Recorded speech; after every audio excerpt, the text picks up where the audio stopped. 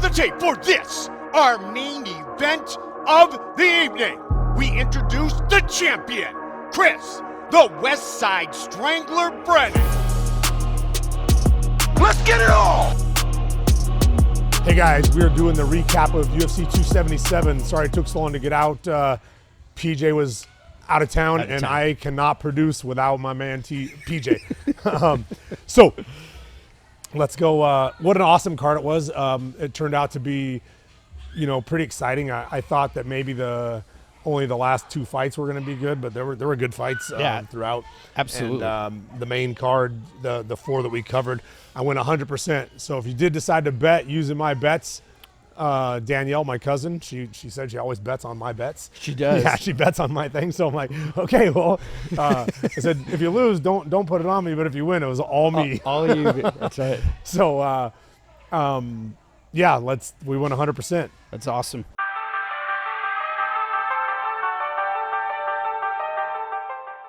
First fight is Uncle Ive and Anthony Smith, and you talked a lot about this. Anthony Smith is kind of a warrior. He's been around. Uncle Ive is an up-and-comer. He was ranked number 4.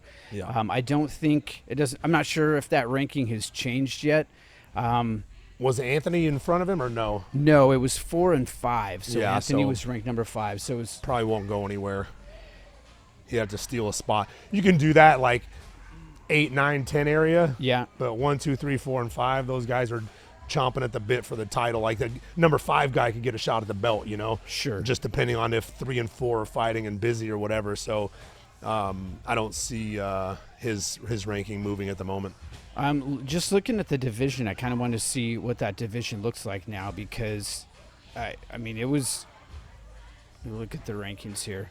It was went into the second round finish. Is that right? Yeah. I called it, right? I was like, yes. The guy's tough. He's good on the feet. He's good on the ground, and he had only lost one time, and was to Alistair Overeem, correct? Yes. No. I'm sorry, wrong guy. You're correct in the record, but I'd have to go back and see who his loss was. And so, again, when you've got 16 losses or something like that, I think Anthony Smith had like 14, 15 losses. It was 36 and 16, I feel like, is what he was going into. And that's like I said it on the last time, you found 16 times you found a way out. You know what I mean? Whether you got your lights turned out, you got submitted, you tapped, whatever the case may be, 16 times, you've, gone home on a loss, and you start to, it's just something that you don't get used to it, obviously, but it's something that becomes easier to do, and a guy who is undefeated or has one loss and a bunch of wins. And like I said, man, the guys from over there, Russia, Dagestan, the whole area, I believe he's actually from Dagestan, and he's like the one big guy from over there, but he trains at a different gym than Khabib and them. That's what they were talking about anyway. They're just tough, and people I think, approach them incorrectly. I think they approach them incorrectly, and it's going to take someone that puts one of those guys on their back to beat them. And if you try and stand with them, a couple of them can knock you out, but all of them can take you down. Yeah. And the more you try and strike, a la how I talk about Luke, the more you try and strike, the easier it is for the guy to take you down. Yes. And so until someone puts these guys on their back, it's going to be it's going to look like this for a while, I think. So looking at the light heavyweight right now, you got Prohaska as the champ, Glover Teixeira as number 1, Jan Blachowicz as number 2, and Uncle Ive actually did jump one spot to number 3. Just 3. Okay. Who did he pass? He passed Rakic. Okay. Rakic. So he should fight. If they don't give him a shot at the belt, he should get number 2, which is Blachowicz. Yeah. And because I believe a rematch is coming between Glover. Okay. And how do you say his name? Prohaska. Yeah. I believe a rematch is coming there. So that's going to free up number 2.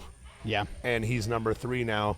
So that would be a good fight to put together while waiting for the championship fight. What do you think the limit is right now for I see Uncle that Live? guy. I see him being the champion by the end of this year, next year, end of next year. You see him running against? I don't think. So the guy that, first of all, and not to bash Glover, he's 40 what years old? 42. Yeah. Great fighter. Should not be getting away with being the champion at that weight. You know what I'm saying? Okay. The guy who he beat was so sloppy. They had such a sloppy fight. Great fight for the fans to watch, but such a sloppy fight. If a good technical guy gets a hold of that guy, he's gonna smoke him. You know what I mean? Someone that keeps position, and that guy will do it. That'll be the guy who probably makes it look easy for his next 2 fights. Hey, to be honest, Pavlovich is going to be his harder fight of those 3 fights. Okay. Stylistically. Okay. Again, it was a great fight. I don't think you really thought Anthony Smith had much of a chance on it, and that's a bummer because I love Anthony Smith. He's a stud, you know. But it just he's already been up there, and then he went the other direction. So hard to come back to that after going the other direction. And he's had a long career, and it's hard to maintain it at that level. Sure. So.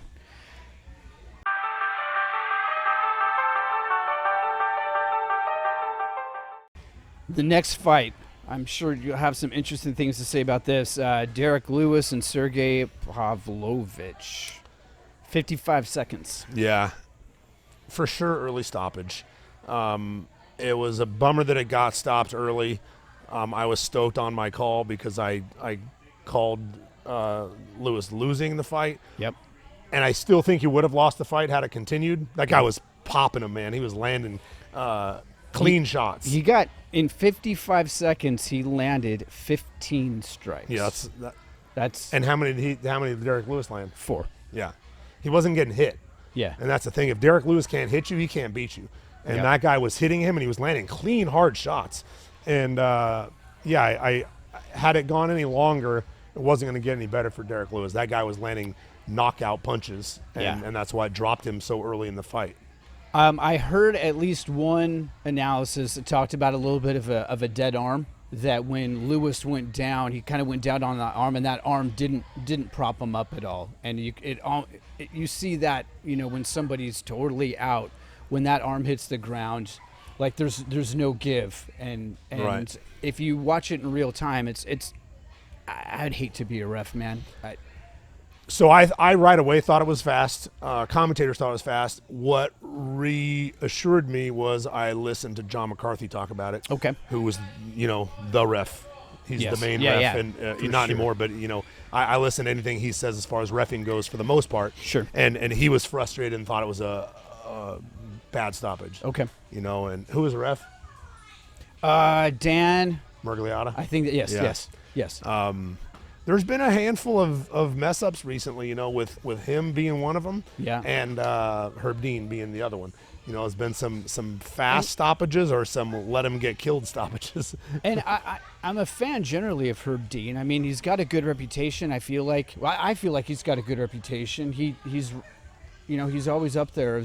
So if there is 100% of the time, 2.5% on the top and 2.5% on the bottom, he's either stopping it too soon, or he lets someone literally get destroyed in there without stopping the fight. Was that O'Malley fight? Was he the one that? But he's again. If you let it go that long, that guy should have got to finish the fight. Yeah. But anyway, he's for the most part he's a great ref. For the most part he's a great ref. But he's made some bad calls early and late. There was a guy, T.J. Waldberger, I believe, fought Mike Pyle, I believe. A long time ago here in Dallas. Okay. I think it was in Dallas, but somewhere in Texas. But, man, he let that dude get murdered. And we were sitting there and was like, oh, my God, stop the fight, And so you can never predict which one he's gonna do. But, yeah, it was early stoppage. Derek Lewis, I don't believe he loves fighting, man. I said that before. I don't believe he loves fighting. He didn't want to fight in Texas again. For sure didn't want to fight in Houston again.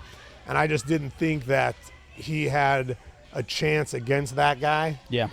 And, it kind of showed in the 55 seconds that, Derek Lewis has come back from getting beat up for 3 rounds and stood back up and knocked the guy out right at the end of the fight. Yep.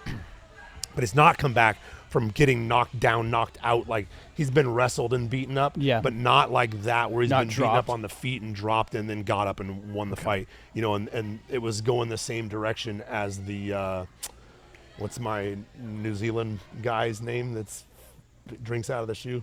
Oh, yeah, Tuivasa. Tuivasa. Love that guy. Yeah. And it was going that direction. He was going to get knocked out. Yeah. And he was mad they stopped the fight, but 20 seconds longer or less, it was that guy wasn't going to let up on him at all. The heavyweight division right now is it's a little bit of an anomaly. You got Ngannou, who is not able to fight, and I don't know that we even have a real timetable of when he'll get back and fight. Cyril Gane's ranked number 1, Stipe's number 2, Tuivasa's number 3, Curtis Blades is 4, then you've got Pavlovich at 5, and somewhere in this mix you still got to be considering Jon Jones. Yeah, he's now going to fight Stipe, right? I think I texted that to you. I think I heard something about that. I think but I heard it too. Do we have a date? I don't know if there's a date on that yet. No, there might be. I'm not sure.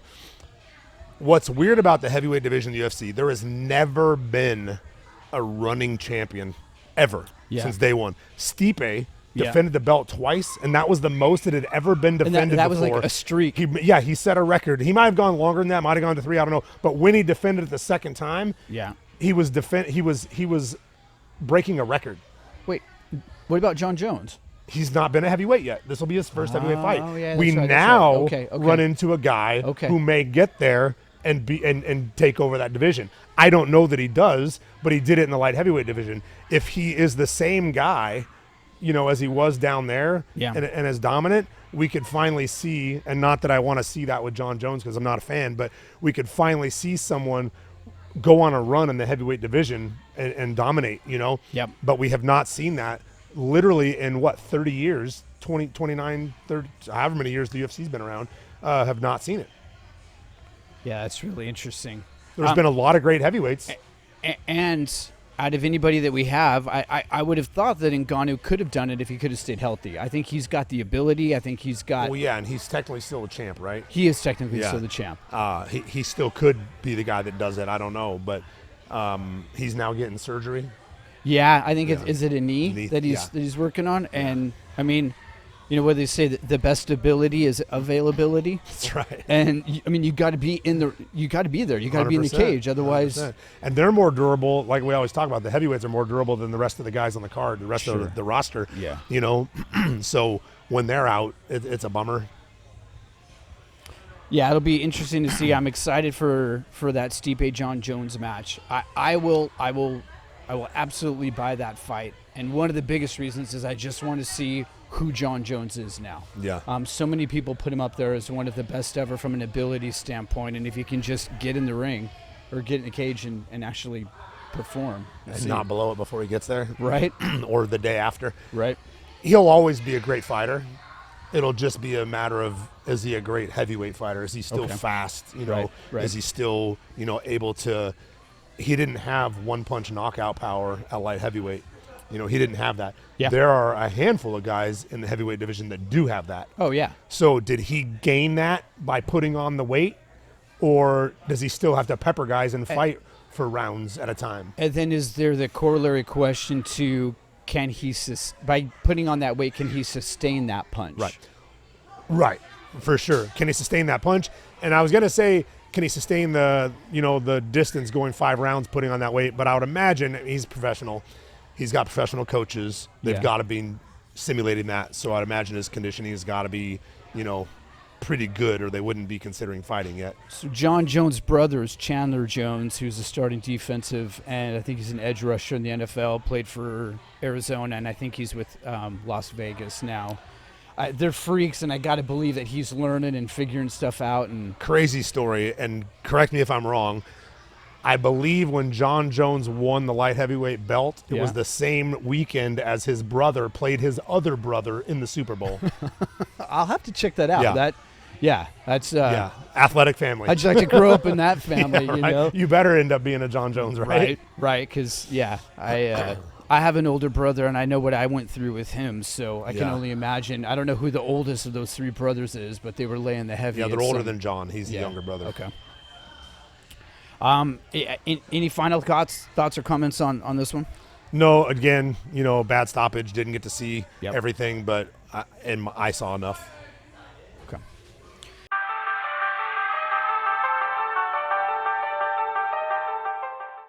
Fight of the night goes to Moreno and Kai Kara France. This was super awesome. Love seeing Brandon. Love seeing him win.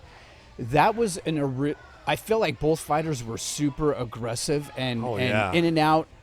Moreno had great head movement. I saw him moving around a lot, and he was aggressive and pushing. And I forget, these fighters at these lighter weights, they're so fast. Oh man, And there's just so much. 125 is absolutely crazy. There's so much. And when they were action. talking about getting rid of that weight class, I was just like, what are you talking about? Like, sorry you didn't build a star out of Demetrius Johnson, Right. even though you definitely could have because he was a freak, but the weight class is one of the most entertaining. They are the best speed-skilled fighters on the roster.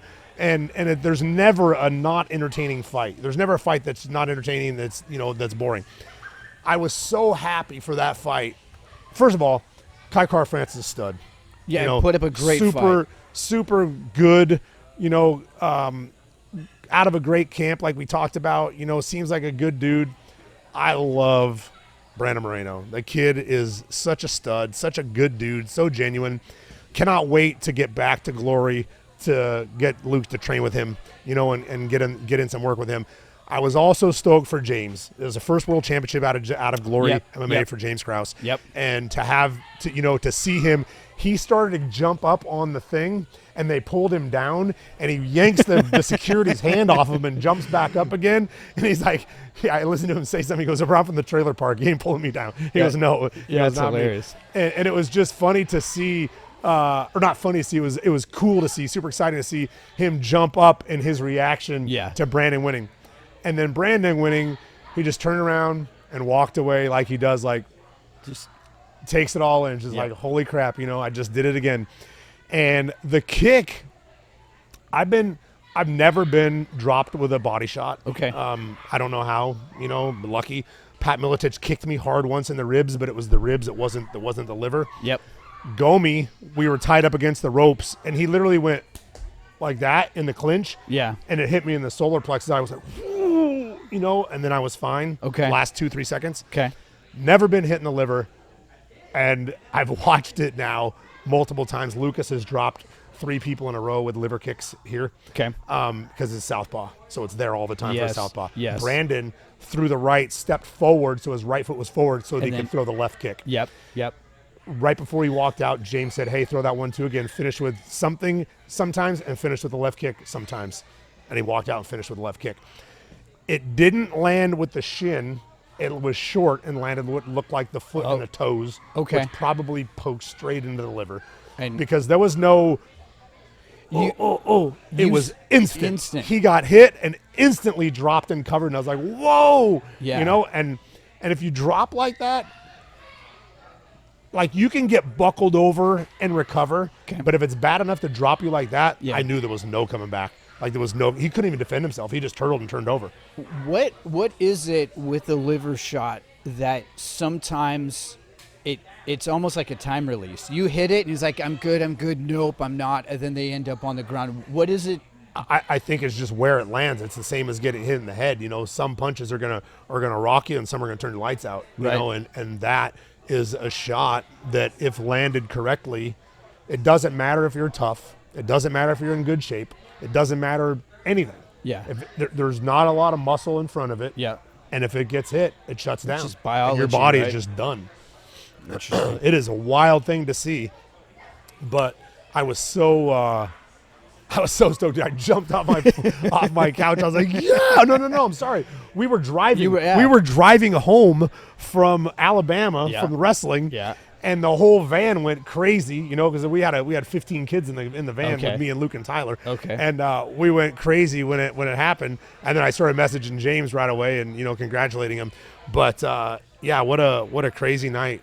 Congratulations to him again, and I can't wait for him to get to Figueiredo again. In their second round, we'll talk about that. In the second round, there was a crazy thing that happened where Moreno went up for a head kick, I believe on the right side. No, it was his. So, yeah, he was kicking up, and Kaikar France went low, and the head kick connected, but he also, Kaikar France swept him at the same time. He ate that head kick. Yeah, he did. He did. And I think that if you were to ask both fighters, Moreno would be like, I was happy with the result of that, and Kaikar France was probably like, yeah, that wasn't worth eating the head kick for that sweep. Is that how he ended up on bottom? In the I think that is in the second. Is that what cut him? Because he ended up on bottom. No, I don't think it is. No, I don't believe it is what cut him. He was swollen in the first, but I don't think he was bleeding yet. Yep. The second, when he ended up on bottom, he ate an elbow. Yep. A big one. And it opened him up. Yeah, man. bad. He was cut a lot.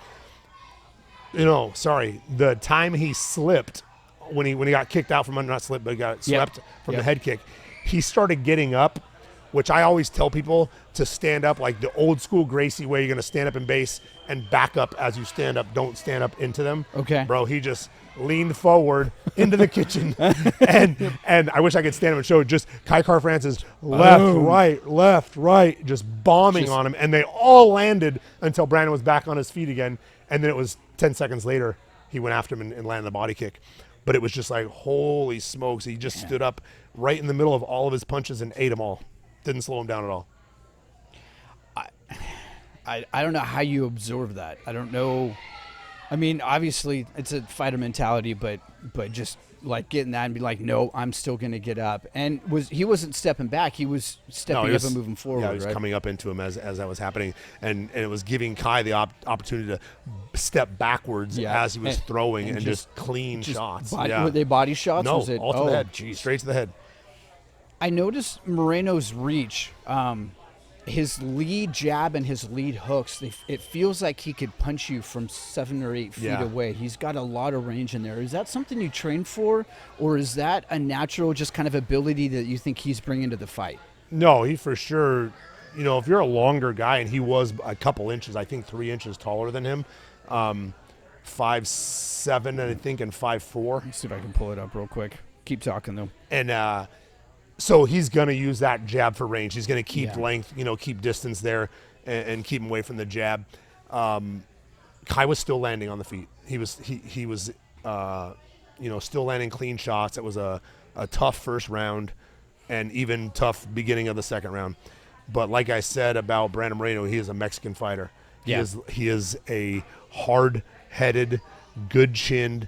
Someone messaged either on Instagram, I think, he posted, someone said that you can't fight like this for very long. You're going to have a short career if you fight like this very long. Okay. He said something along the lines of, I'm not here for a long time, I'm here for a good time. And he said he's going to make the most of it while he's here. Sure. And I was like, all right. Well. But, yeah, he's so tough, man. So tough. Now he's got the championship. Okay, what did you think of the whole Davidson Figueiredo coming up? But that seemed... They've planned that on other occasions. This one didn't look planned just because Davidson looked like he wasn't sure if he was or wasn't going to go in. Okay. And then he decided to go in there, try to steal a little bit of the limelight from Brandon. I don't think that it did because I think Brandon's more popular than David Figueiredo is, even though he's the champion. Yep.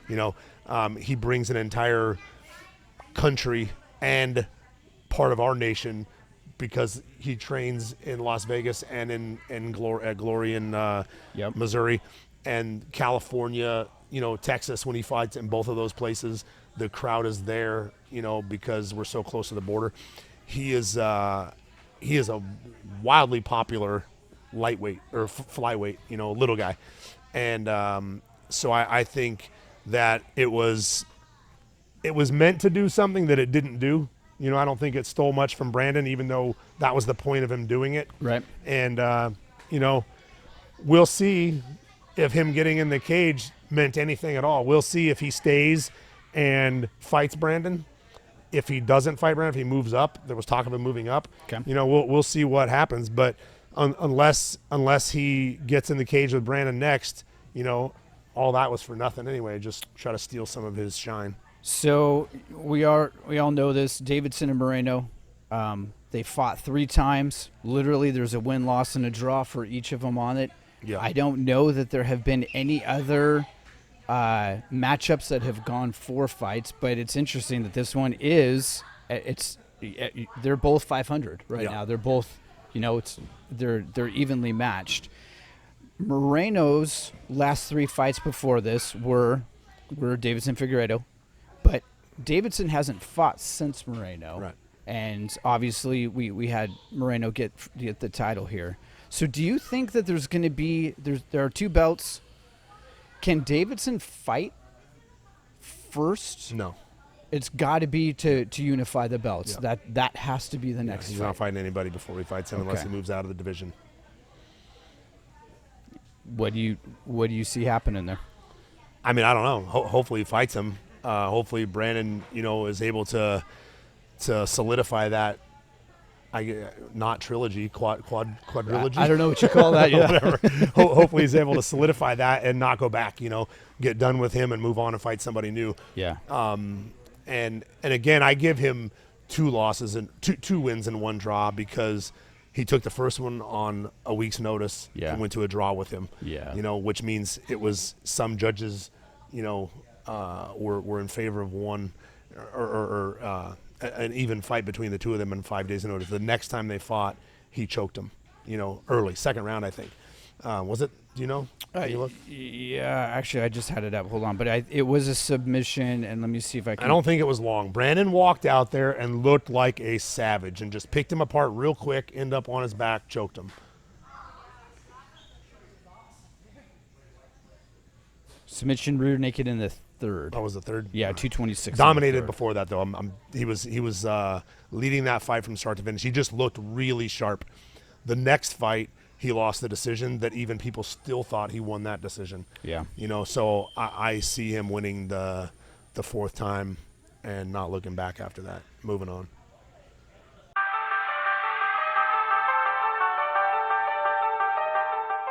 That brings us then to the final fight of the night, and this was a fantastic fight. I'm actually kind of surprised this didn't get fight of the night, just because it went all 5 rounds and it was such a good fight. It was, but there was only a couple moments when Juliana was in the fight. When she there was only a couple moments when she posed a threat to Amanda. Kai France and Brandon were back and forth with threats to each other. It was a very close matched fight. That's a good call. You can't have someone win 50-44, 50-43 on one judge's card and really be fight of the night. That's one person dominating the other person. Okay. So it was Amanda showed up looking physically better than I've ever seen her look. Yep. She's always soft. She didn't look soft. Soft, right? Right. She's not ripped technically. Yeah. She's usually big, but again, she fights at 45 and at 35. 35, yep. So she's not, I don't know. She looked better physically than I've ever seen her look before. She performed, aside from knocking her out, she looked better, in my opinion, than she normally ever looks. If you go back and watch her knock out Ronda, knock out Holly, knock out Cyborg, she's wild. She gets into a slugfest, and because she hits so hard, she knocks them out. She looked good this time. She looked straight shots, wrestled her, out-wrestled the girl who wrestled. She looked good, and that was by the second round, maybe the beginning of the 3rd. I thought there was no chance of Juliana, turning it around. In round 1, and I don't know if you remember this, it seemed pretty even. Amanda caught her a couple times and put her on her knee. It was those catches where you kind of saw her stumble a little bit. Oh, but yeah. Juliana was putting back, and I was curious, do you remember how you would have scored round 1? I thought round 1 was close. Okay. I did think round 1 was close. I remember that. After that, and even starting in that round, she clearly worked on her lead right-hand hook. and that's what she dropped her with Lead over right hand, and over and 'cause over. She fought southpaw a lot of that fight. And she kept dropping her with her right hand. Yes. Every time she Yes. would throw her jab, she would come over the top with a right hook and drop her. I mean, she made her loopy. Oh, yeah. 4 or 5 times, dropped her a number of times. I mean, she clearly worked on that. That was a plan, and it made Juliana's takedowns more difficult because she was standing southpaw. Yep. So you literally only are limited basically a single at that point. Is Amanda traditionally a southpaw fighter? I think she's traditionally orthodox. She normally fights orthodox. Okay. I counted. Amanda dropped her 3 times in the second round, and it was 2 right hands. The third one was a left hand that came up underneath, but it was, and they were instant. It was right on the chin, just to the ground. Now she was fast. Yeah, she was fast. She looked like she worked on a lot of things over the time they didn't fight. Were you surprised that Amanda let her up every time? And was that, some of it was Amanda, but I also saw the ref being like, get up. Well, if you're not busy on top of them when they're down, if you're not standing over them, really kicking them and being busy, they'll stand you up. They'll back you up, make you stand up. But if you watched, the only trouble Amanda got in was on the ground earlier. She's an armbar. Yep. Got yanked out of an armbar. Omoplata. The omoplata attempts weren't close, but they were preventing her from getting beaten up for a second, and then she'd get out of that and beat her up. But Juliana has good jiu-jitsu, and Amanda knows that, and why give her a chance? So she kept getting up until she had already beaten her up enough. Yep. And then she was go ahead and get on the ground and beat her up as well. Dropped It was smart. Dropped her 3 times in the second. And then that's when she started working the ground. And do you think that was strategic, where she opened her up, dropped her 3 times, got her thinking about that left that you talked about? No, the right that you were talking about. And then in the third round, I think it was halfway through the third round, that's when she started shooting. And then the ground and pound, where she started just brutal. The elbows were just vicious. Split her open on the head. Dana posted something about she took a chunk. There's a chunk missing out of her forehead, and she was contacting a plastic surgeon at the moment. Wow. I was out the night after the fight. Wow. Yeah. Big elbow. Big chunk out of Yeah. Big cut. That sucks. What did you see in Pena's jiu-jitsu? Because she had, at one point, I think she had an armbar in pretty deep. Tight. She had to stand up and yank out of it. I thought it might have even been sore, after that, like maybe it popped while it was in there, because it was a tight armbar. Was there something that Juliana didn't do, or was it just that Amanda just was stronger and was just able to just power her way out of it? Muscled out of it, stood up, was shook out of it, and turned and got out. Nothing super technical, but she got out. I know I'm kind of a cheeseball on this, but one of my favorite parts of the whole fight was at the beginning of the 5th round, where it wasn't a high five. They straight up walked up, and before the fight, they hugged each other. If someone ever does that to me, I'm gonna body lock them right to the mount. Well, oh, I didn't know what you wanted. Sorry, we're not gonna get up now. My bad. And it was funny because I think that Pena was like, "Yeah, I'll give you a hug," but she shoved her back hard. Yeah. Like, "Yeah, I get this, but get off me because I'm not." People do that. I would save that for after the fight's over. Sure. You know what I mean? Yeah. Just because, what are you trying to do? You're trying to be emotionally, we're buddies in the middle of me trying to punch and elbow your face off. Yeah. Let me stay in that zone until the fight's over, and then we can hug and buy friends. Yes, whatever. Go out to dinner, have a drink, whatever. Sure. But I would say that we can touch gloves at the beginning. Yep. And from that point on, we're trying to hurt each other until the fight's over. With a minute left in the 5th round, Amanda got her back, and I thought maybe that was the only submission attempt that she had, and it looked like she was gonna choke her out. Yeah. But I was thinking what karma that would be ironic to end up rear naked choking her after getting rear naked choked. I did hear an interview that she said straight up from the beginning, "I am not going to finish her. I'm going to play with her." After the fight, she said, "I didn't want to finish her. I wanted to dominate her for 5 rounds." That's easy to say. When you didn't finish them, Sure. I'm sure she would have loved to got out of there in the first round and not had a mark on her. But it is what it is. That's easy to say. I only had one win via decision, and I tried to submit him once at the very beginning, and then I really wanted to beat him up, for a little bit. Yeah. But then I wanted to submit him again, and I didn't get the submission, and we went the distance, and I beat him. Looking back, yes, I wanted to beat him up. I would like to beat him up for one round and then submit him. Sure. Yeah. Get your lumps in and then walk away without taking any damage. Sure. Especially 5 rounds. So that Juliana has immediately called for a rematch. I mean, she's already said, "Hey, let's do this again." I believe I'm sure they will. The trilogy there seems to make sense. They're 1-1. Well, she's the only girl that's really given her any, anything back. Again, I heard somebody talking about, what do you think of the idea of Pena moving up to 45 fighting for that belt and fighting for that belt? Because is there anybody else in the 45? I don't know. Megan Anderson was there. She got cut. She's doing something else now. There's another chick that was there that fought Amanda that is now in Bellator. I don't know who. Like we talked about last time, there's Cyborg at Bellator. There is her at the UFC, and there's Kayla Harrison at PFL. Yeah. But there's not 3 of them in one weight class, 4 of them in one weight. Like, you go to the men's division, you can go 5, 6, 7, 8, 9 deep of anybody could win the belt. Sure. You know what I mean? Yeah. It's a lot of tough guys. But for them, she kind of stands above the rest, so that's why Juliana would most likely get another rematch.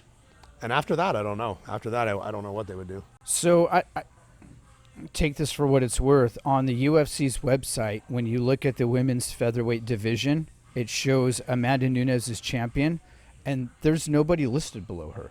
Yeah. They don't even list. Is there really not? There's really nobody. Everybody else you got listed of ranking of who's next, what's up. Yeah, I don't. After 145, there's just nobody on the I think on the that page. weight class is for her. I don't know who else fought at that weight class before. Did Ronda fight at 45? I don't know. That seems. I think she awful fought at 35. Big for her. She is big. She is big. Cyborg, fights at 45. Yeah. I don't know. It just makes me wonder if Pena doesn't go back and say, hey, let's do this at 45 Right. and get an instant shot there. I think Amanda's never looked better than she did this time at 35. So I don't know. Yeah. It was interesting to me also. You talked about how good Amanda looked physically, but I think there was something. There was just. She looked happy. She looked like she wanted to be there. And it's easy to say you're having a good time when you're roughing somebody up that bad. She looked like I said she's either going to show up. Yep. And not be there and be over it and collect a check, or she's going to show up and it's going to be a problem. Yeah. And she was. She went back. She clearly did a lot of homework on the fight before. She changed up on her entire stance and game plan to fight her. She didn't try to knock her out with every single punch. She picked her apart. I mean, she fought. She kind of reinvented herself for one fight, and it was impressive that she made the changes that she did. And so, now it's going to be difficult to come back and beat her. Talk to me about the scoring. We already talked about it. One of them was 50-43. One of them was 50-44. Then you got a 50-45 in there. How did you feel about the scoring? So the only reason the only reason that 4 rounds weren't 10-8 rounds was because Juliana was busy on bottom. She was attacking on bottom. And submission attempts. Right. And She had, that's what I'm saying. She had submission attempts. She had, she struck from the bottom. She did a lot from the bottom. So it wasn't complete domination, even though she was on bottom the whole time, or getting beat up on the feet, getting dropped 3 times. In a boxing match, you get dropped 3 times, fight's over. Yeah. And so I feel like it just depends on how they're judging. It depends on what's the criteria, right? Like, one guy decided that Amanda dominated the whole fight, but she didn't kill her, so she won every round 10-9. Another guy gave one 10-8 round. I'm hoping that was the one she got dropped 3 times in. Yeah, round 2. Yeah, and the other guy gave 2 10-8 rounds. And round 2, and maybe I guess you could go around 4 whatever or one 5. splitter maybe. Yeah, maybe You know, when round she 4. was- I think that's Yeah, so maybe 2 and 4, and went 10-8 on those. So, that wasn't a crazy, like a 30-27 one way, 30-27 the other type of bad judging. Yeah. That was just like, what is your guys' criteria? Yep. And that's why, like, being dropped 3 times in a round should be an automatic 10. If you get dropped 1 time in boxing, it's a 10-8 round. It's an automatic 10-8 round. So we get dropped 3 times in MMA. Can we at least get a 10-8 round out of that? Yeah. And one judge didn't give her a 10-8 round. Yeah. But like, how can you be more dominant without finishing somebody by and dropping them 3 times? Yeah, now, did you see? You mentioned that there could have been potentially 4 10-8 rounds. You could have at least made the argument for that. Is that how you would have? Yeah, I mean, the scored it? first round was close. Absolutely. The next 4 rounds, I don't think were close. Okay. There was, I don't know when the armbar happened. It was second, third. I think the third, and then I feel like the third and the fourth, there were a couple times when. And so that brings us back to probably a 10-9 round. Not being completely dominant because there was some offense thrown back at her. But I'd have to watch the fight again. But looking back right now, just off memory, it wouldn't be crazy if there were 4 of them. Because she dominated. She did dominate, and 2 of them for sure should have been, and the other 2 I don't know. I have to watch to see how close the other rounds were. All I knew was while I was watching, I wasn't watching to score it. I was just watching as a fan and wanted to see Amanda pull it off just because I had already gone 3-0. I was like, all right, well, let's go for 4. And so I don't know. I had to watch it again, but she dominated her. Have you ever seen? You don't see 10-8s very much. I can't imagine that there have been very many fights where a judge scored a 10-8 twice. In a fight? Yeah. Have you? Luke's fight against, I forget the guy's name. He looked like a caveman, but in Bellator, he had 2 10-8 rounds. 2 10-8s. Yeah, 2 That's the 10-8s only on. round only fight went. Yeah, it was the one that went the distance, he had 2 of them were 10-8s. Andrew Salas, and great fight still. Yeah. 100% domination. Was busy. Landed, I think, 300 punches on the ground, 300 and something punches on the ground, and elbows. And so he got 2 10-8s. But yes, you don't see it a lot. Going back, I'd actually want to go back, and I should have checked this out beforehand, but just thinking about that Sugar Sean fight with that kid that he just blew up, I don't even know if he had 2 10-8 rounds in that fight. He might have. It was only a 3-round fight. He probably should have. But he probably should have, because Yeah. that dude's face That was guy was rearranged. throwing back, though. He was throwing back. Yeah, I guess that's true. That was an exciting fight. That was a crazy fight. Felt so bad for him that he got stopped. Yeah, absolutely. It was a good night. I hope they come back to Dallas again, because Yeah, I'll go to the next one. I'll go to the next one for sure. unfortunate we And were I out think of town. they were saying it had been 3+ years since they had been in Dallas, so I'm hoping they come back around again sooner. Nice. All right. This coming week, we'll have Tyler on. Sweet. That'll be exciting. And other than that, thank you. All right, appreciate it. See you guys.